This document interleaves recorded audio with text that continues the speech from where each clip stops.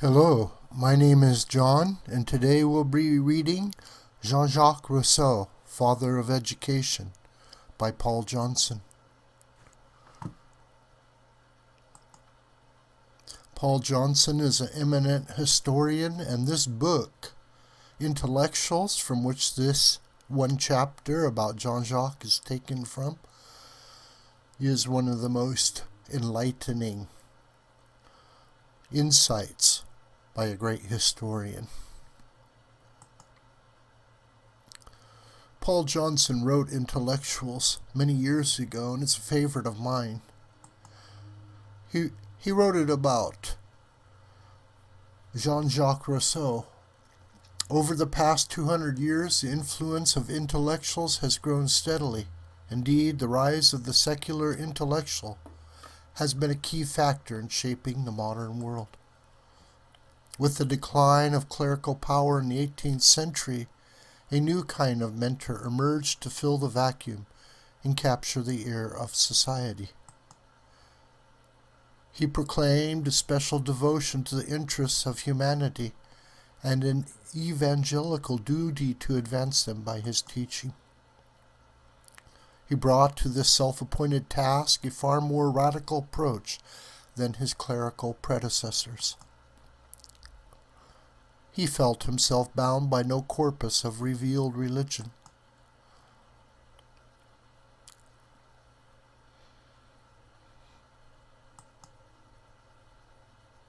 For the first time in history, and with growing confidence and audacity, men arose to assert that they could diagnose the ills of society and cure them with their own unaided intellects.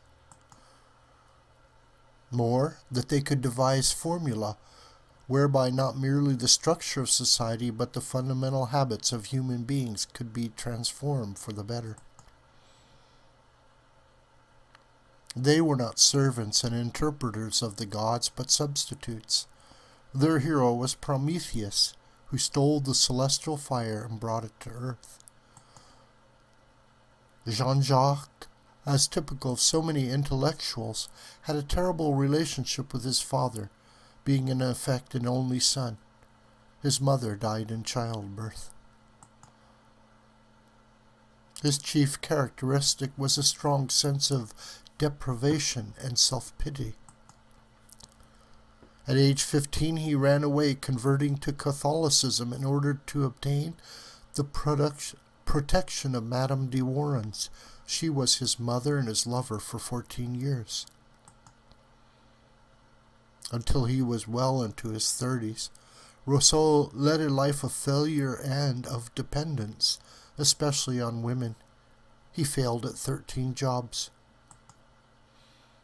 In 1745, he met Therese Lavasseur, who became his mistress and bore him 5 children, all of whom he forced her to give up to the orphanage, even though he was well aware they would most likely die without their parents' loving care. He cultivated a prototype of the characteristic figure of the modern age, the angry young man, by a systematic cult of rudeness that exploited the guilt of the privileged. Many of the French nobility, who were made to feel increasingly uneasy by the ancient system of class privilege, patronized writers to relieve their guilt. His fame at age 39 allowed him access as a celebrity to the wealthy and influential of France, easily the wealthiest and most influential nation of Enlightenment Europe. Rousseau quarreled ferociously and permanently with virtually everyone with whom he had close dealings, and especially those who befriended him, and it is impossible to study the painful and repetitive tale of these rows without reaching the conclusion that he was a mentally sick man.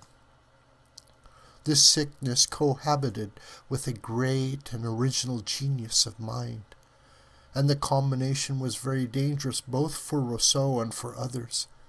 His wonderful gifts as a writer brought him acceptance, celebrity, even popularity.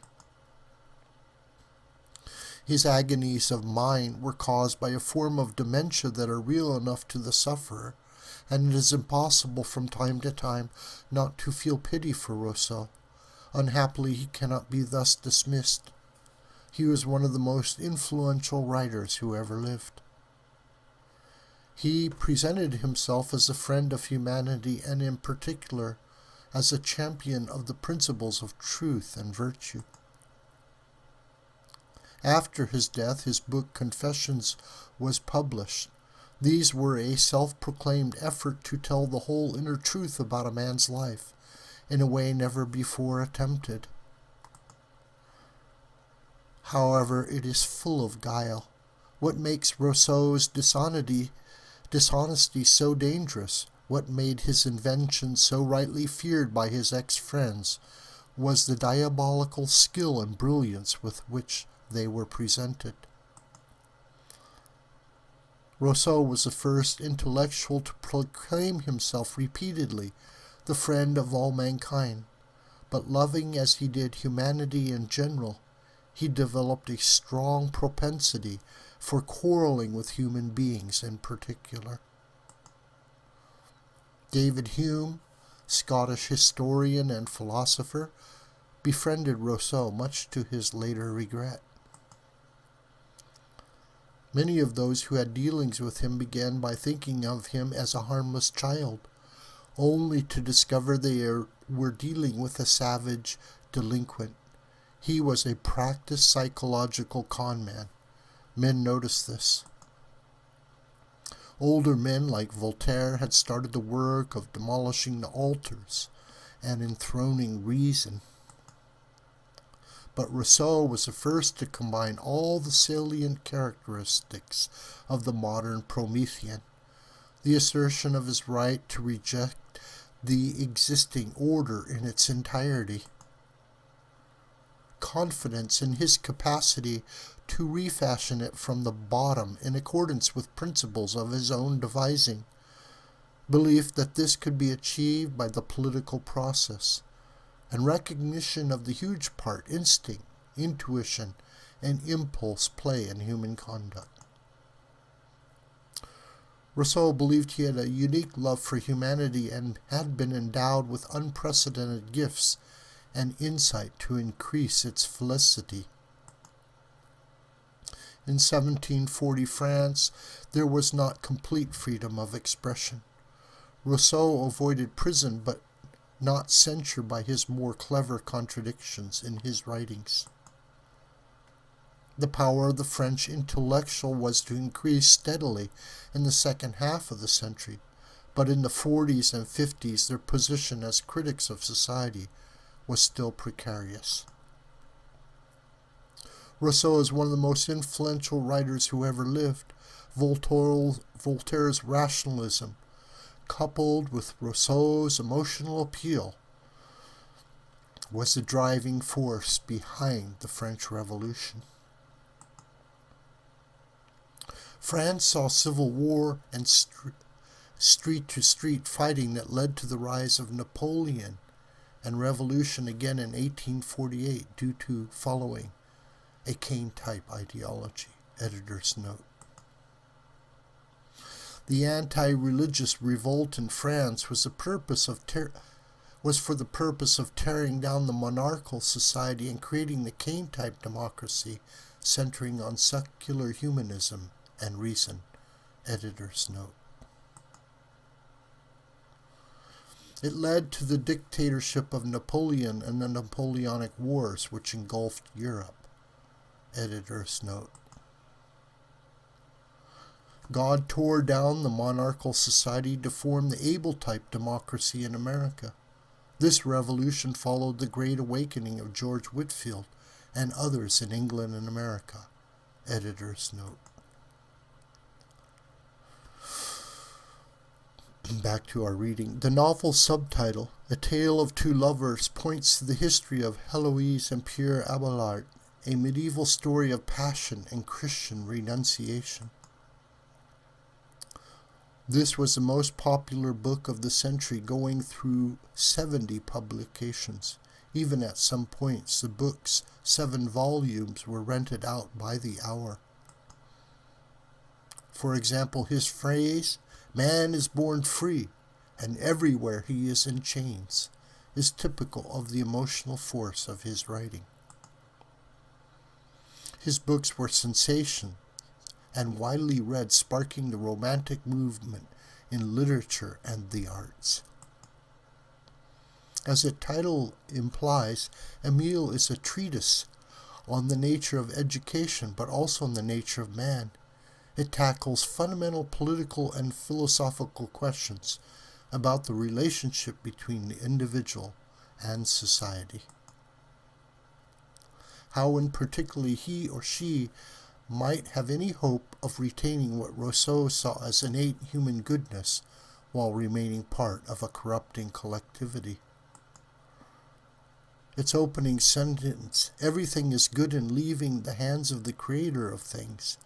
Everything degenerates in the hands of man." "Men are not made to be crowded together in ant hills," he wrote, "but scattered over the earth to till it. The more they are massed together, the more corrupt they become." "Send your children to renew themselves, so to speak. Send them to regain in the open fields the strength lost in the foul air of our crowded cities." At a much deeper level and over a far longer span of time, Rousseau altered some of the basic assumptions of civilized man and shifted around the furniture of the human mind. First, all our modern ideas of education are affected to some degree by Rousseau's doctrine, especially his treatise Emile in 1762. He popularized and to some extent invented the cult of nature. He introduced the critique of urban sophistication and identified and branded the artificialities of civilization.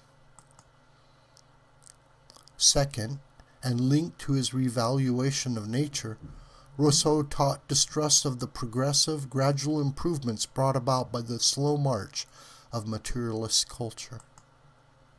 He looked for a far more radical solution, insisting that reason itself had severe limitations as a means to cure society. The human mind had hidden, untapped resources of poetic insight and intuition, which must be used to overrule the sterilizing dictates of reason. Thirdly, this process was the beginning of both the Romantic movement and of modern introspective literature, for in it he took the discovery of the individual, the prime achievement of the Renaissance, a giant stage further, delving into the inner self and producing it for public inspection.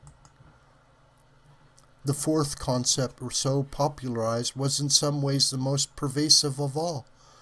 When society evolves from its primitive state of nature to urban sophistication, man is corrupted. His natural selfishness becomes competitive and acquisitive, and so becomes alienated not only from other men, whom he sees as competitors and not brothers, but from himself. The evil of competition destroys man's inborn sense and encourages all his most evil traits, including his dire desire to exploit others, leading Rousseau to distrust private property as a source of social crime. His fifth innovation then, on the very eve of the Industrial Revolution, was to develop a critique of capitalism, by identifying property and the competition to acquire it as a primary cause of alienation. This was the thought deposit that Karl Marx and others were to mine ruthlessly, together with Rousseau's related idea of cultural revolution. To him, natural meant original or pre-cultural. All culture brings problems, since it's man's association with others which brings out his evil propensities. Man's breath is fatal to his fellow man. Thus the culture in which man lived, itself an evolving artificial construct, dictated man's behavior, and you could improve, indeed totally transform his behavior by changing the culture and the competitive forces which produced it, that is, by social engineering. Rousseau believed it was necessary to replace the existing society by something totally different and essentially egalitarian. The rich and the privileged as the ordering force would be replaced by the state, embodying the general will, which all contracted to obey. Such obedience would become instinctive and voluntary, since the state, by a systematic process of social engineering, would inculcate virtue in all. Thus, for Rousseau, the goal is to reclaim a more natural existence by making a totalitarian state that could eliminate all the wrong teachings of religion. Socialize all property and re-educate people through the state, driving them out of the cities to the open countryside. Then and only then could the new man be created and utopia on earth come to exist. The state was the father, and all its citizens were children of the paternal orphanage. Rousseau writes about the general will in terms of liberty. It is essentially an authoritarian instrument in early adumbration of Lenin's dictatorship of the proletariat. Rousseau's state is totalitarian since it orders every aspect of human activity, thought included. His projected constitution for Corsica reveals the state would control every aspect of their economic and social life. The educational process was the key to success of the social engineering to make the state acceptable and successful. Everything is at root dependent on politics, Rousseau wrote. He believed that virtue is the product of good government. Vices belong less to man than to man badly governed. The political process and the new kind of state it brings into being are the universal remedies for the ills of mankind. Politics will do all. Rousseau thus prepared the blueprint for the principal delusions and follies of the 20th century. In his book Confessions, Rousseau tries to justify the abandonment of his 5 illegitimate children. Almost by accident, we are taken to the heart of his personal problem and his political philosophy. It is right to dwell on his desertion of his children, not only because it is the most striking single example of his inhumanity, but because it is organically part of the process which produced his theory of politics and the role of the state. Rousseau regarded himself as an abandoned child. To a great extent, he never really grew up, but remained a dependent child all his life, turning to Madame de Warens as a mother, to Therese as a nanny. Since Rousseau felt as a child, it followed he could not bring up children of his own. Something had to take his place, and that something was the state in the form of the orphanage. By transferring his responsibilities to the state, I thought I was performing the act of a citizen and a father, and I looked on myself as a member of Plato's Republic. Rousseau asserts that brooding on his conduct toward his children led him eventually to formulate the theory of education he put forward in Emile. It also clearly helped to shape his social contract. He rationalized his evil actions toward his children, which his growing fame hardened into convictions, into the proposition that education was the key to social and moral improvement as a concern of the state. The state must form the minds of all, not only as children, but as adult citizens. By a curious chain of infamous moral logic, Rousseau's iniquity as a parent was linked to his ideological offspring. the future totalitarian state. In a number of ways, the state Rousseau planned for Corsica anticipated the one that Pol Pot regime actually tried to create in Cambodia. And this is not entirely surprising, since the Paris-educated leaders of the regime had all absorbed Rousseau's ideas. Rousseau sincerely believed that such a state would be contented, since the people would have been trained to like it. He did not use the word brainwash, but he wrote, "Those who control a people's opinions control its actions." Such control is established by treating citizens from infancy as children of the state, trained to consider themselves only in their relationship to the body of the state. This anticipates Mussolini's central fascist doctrine: everything within the state, nothing outside the state, nothing against the state.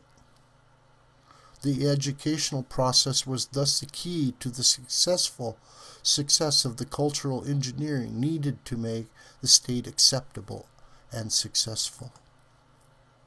The axis of Rousseau's idea was the citizen as a child and the state as parent, and he insisted the government should have complete charge of the upbringing of all children. He moved the political process to the center of human existence. Legislators would be the new Messiah, capable of solving all human problems by creating new men. Intellectuals and humanistic ideologies can be just as gullible as religious ones, because despite the controversy of his personal life, which was well known at the time, we find such leading luminaries making ridiculous statements. Robespierre said of him, "Rousseau is the one man who, through loftiness of his soul and the grandeur of his character, showed himself worthy of the role of the teacher of mankind." His burial place became a place of secular pilgrimage for men and women all over Europe, like the shrine of a saint in the Middle Ages, a Saint Rousseau. The English poet Shelley said he was a sublime genius. Tolstoy, the extraordinary Russian writer, said that Rousseau and the Gospel had been the two great and healthy influences of my life. How can a man who never raised any children of his own be the father of education? It suggests that intellectuals are as unreasonable, illogical, and superstitious as anyone else. The truth seems to be that Rousseau was a writer of genius, but fatally unbalanced, both in his life and his views.